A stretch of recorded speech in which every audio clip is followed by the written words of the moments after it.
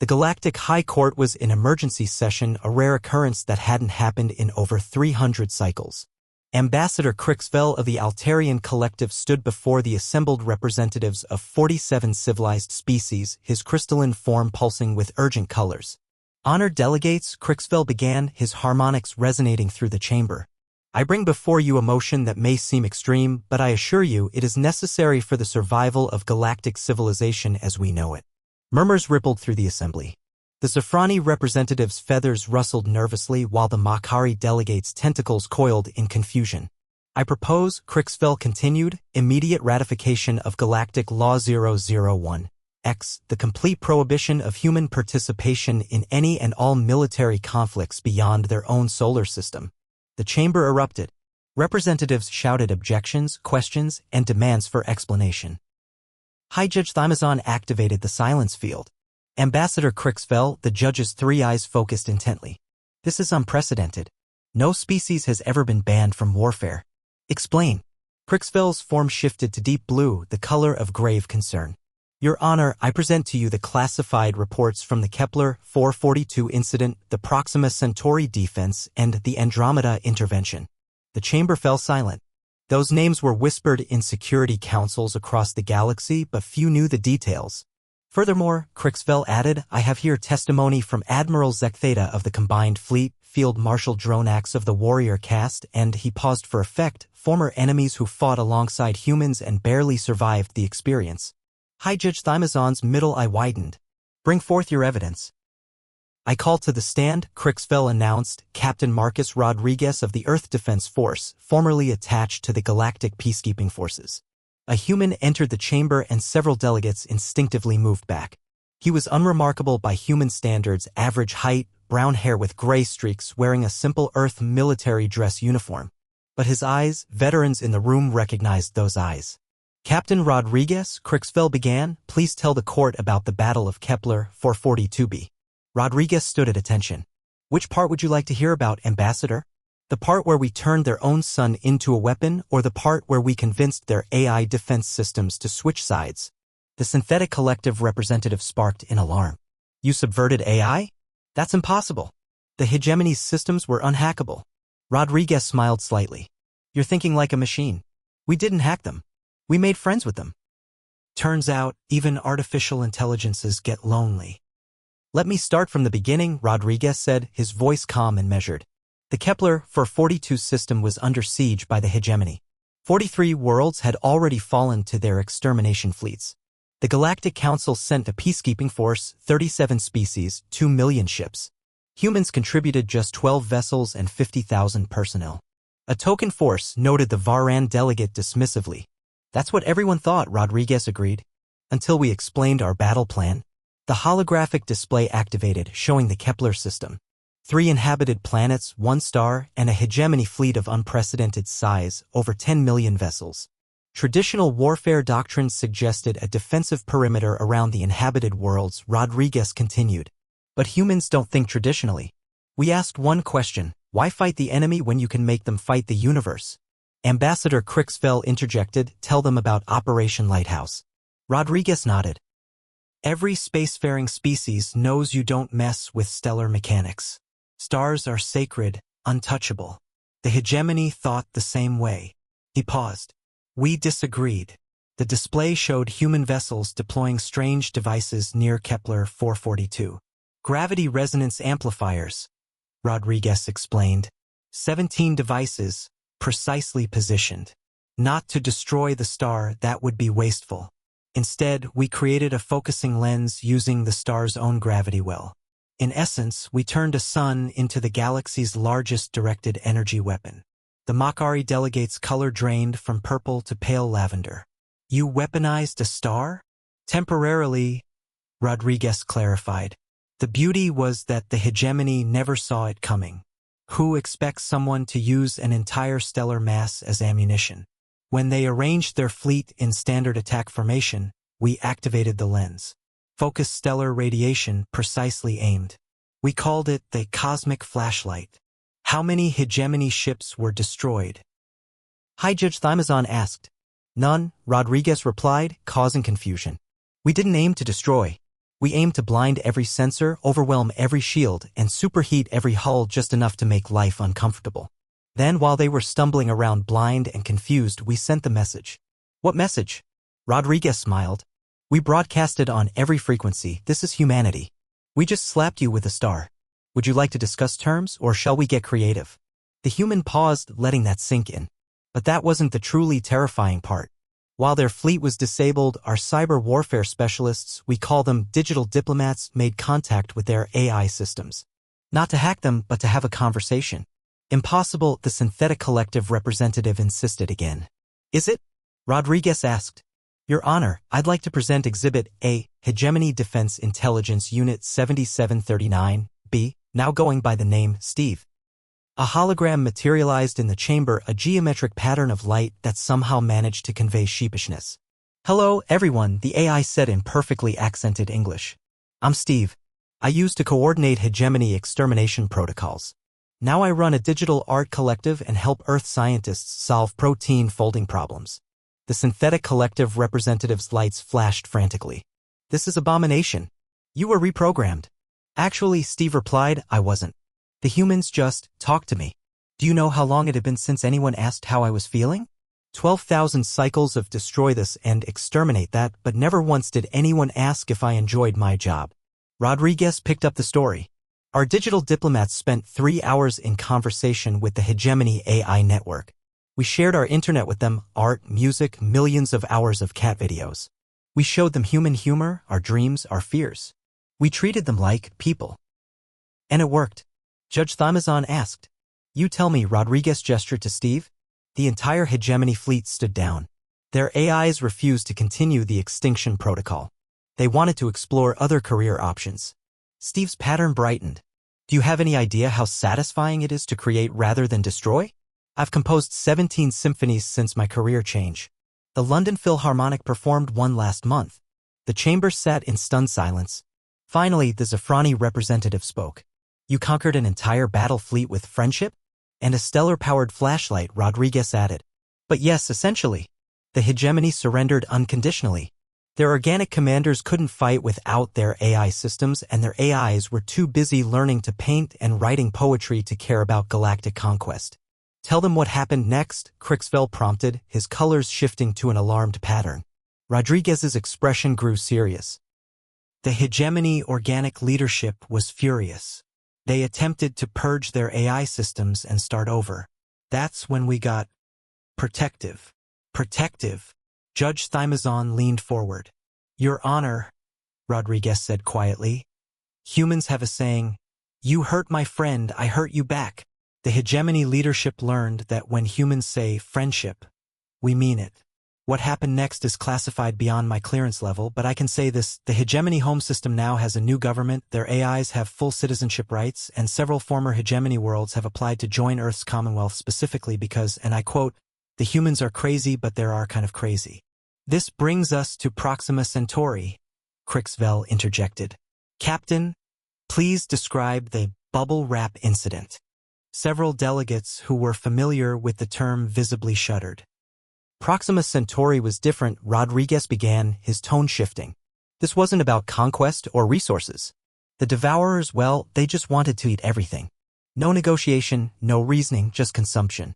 The display showed a writhing mass of biomechanical horrors approaching the Proxima system. The Devourers consumed energy, matter, information, anything they touched ceased to exist in any meaningful way. 42 civilizations had fallen to them. The Galactic Council authorized the use of Omega-class weapons, Crixville added.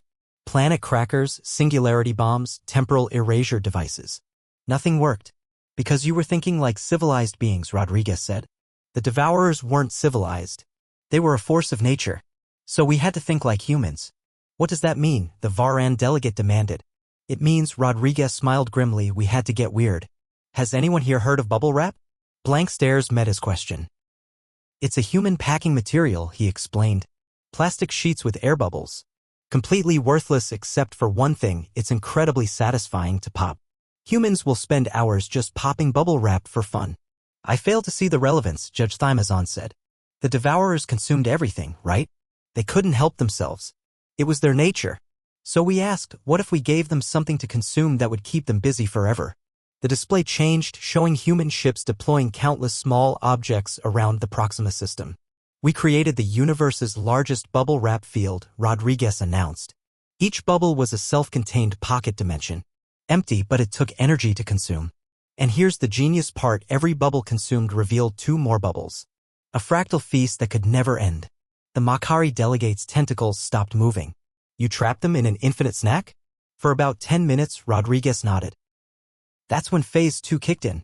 While they were distracted, our xenopsychologists, yeah, we have those, studied their consumption patterns. Turns out the devourers weren't just hungry. They were addicted to the sensation of consumption itself. So you treated their addiction? We gave them the universe's first intervention, Rodriguez confirmed. We modified the bubble pattern to slowly wean them off their need to consume everything. Like cosmic nicotine patches. Within 6 hours, the devourers had broken into smaller groups. Within 12, they were having what we'd call moments of clarity. Steve's hologram pulsed. I helped with that. We created virtual consumption simulators. Like video games for ex-galactic devourers. The devourers still exist, Rodriguez continued. But now they run the galaxy's most efficient recycling programs. Turns out, beings who once consumed entire systems are really good at making sure nothing goes to waste. This is insane, the Zafrani representative squawked.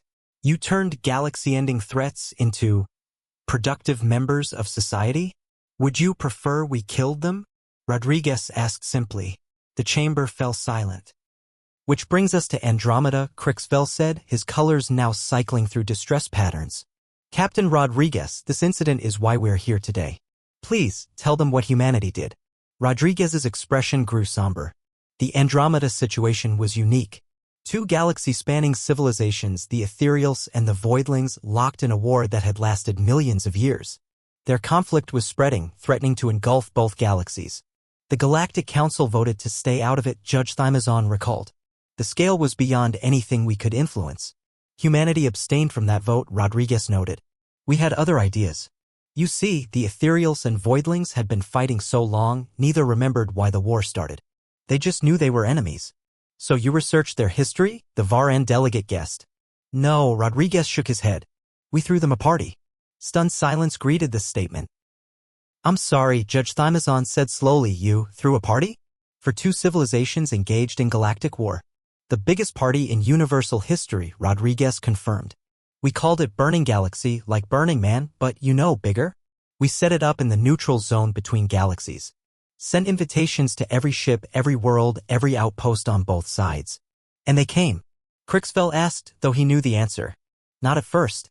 But humans are persistent. We started broadcasting music, every genre from both civilizations remixed by human DJs. We set up food stations featuring cuisine from across both galaxies. We created art installations using debris from their battles. And we kept broadcasting one message: everyone's invited. No weapons, no uniforms, just beings who want to have a good time.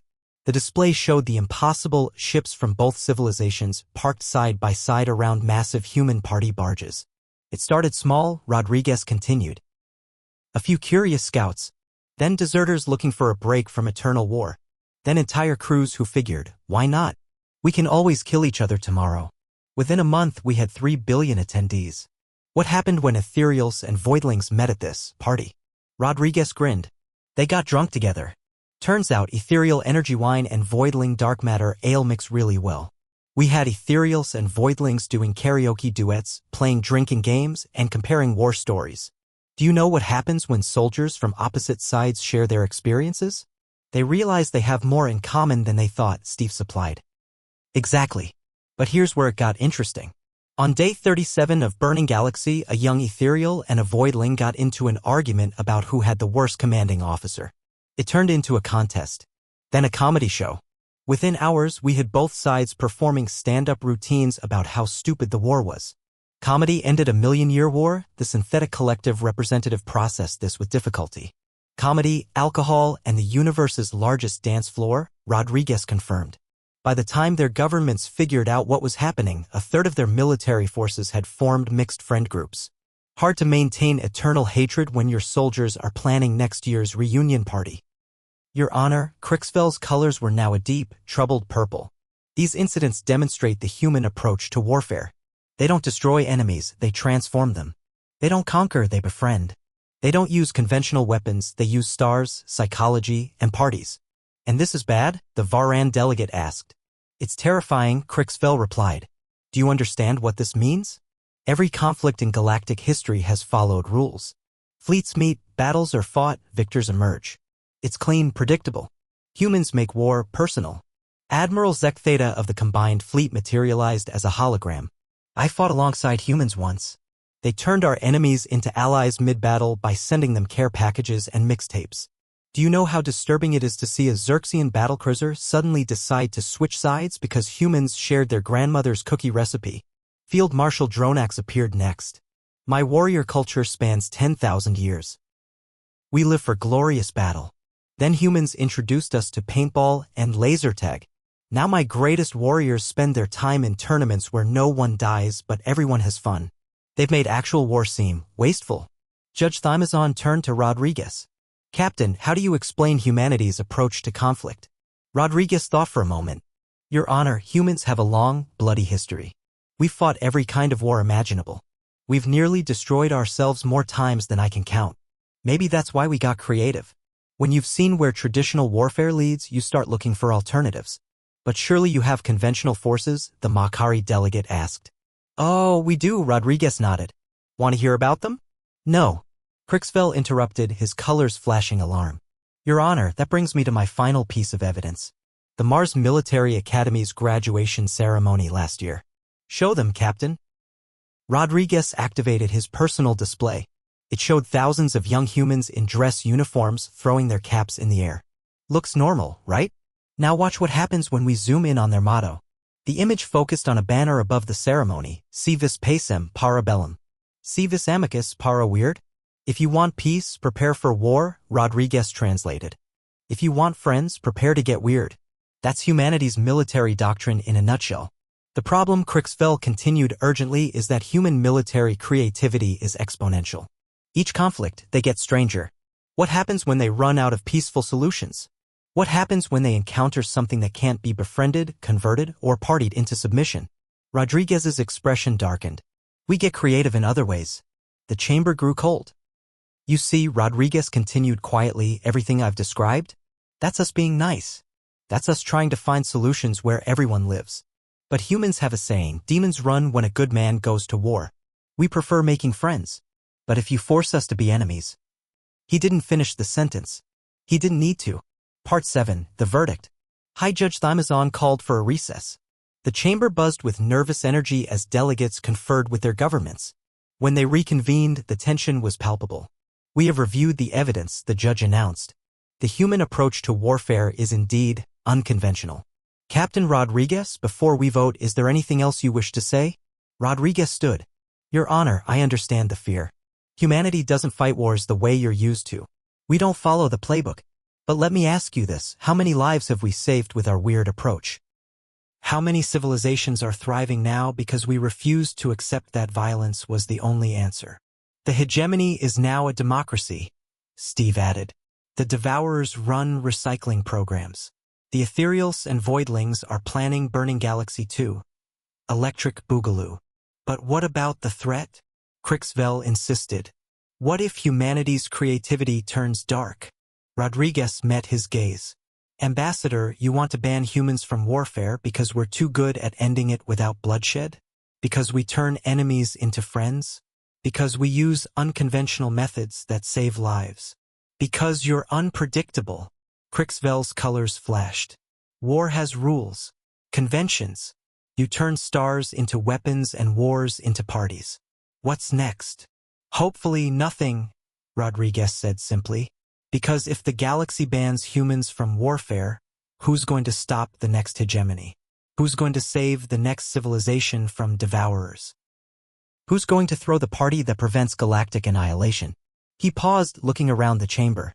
You're afraid because we don't fight wars the way you do. But maybe that's exactly why you need us. The universe is full of conventional threats that can be beaten with conventional methods. But what about the unconventional ones? What about the threats that don't play by the rules? You want humanity as your emergency backup, Judge Thymazon realized. We're already that, Rodriguez smiled. We just prefer being your friends first.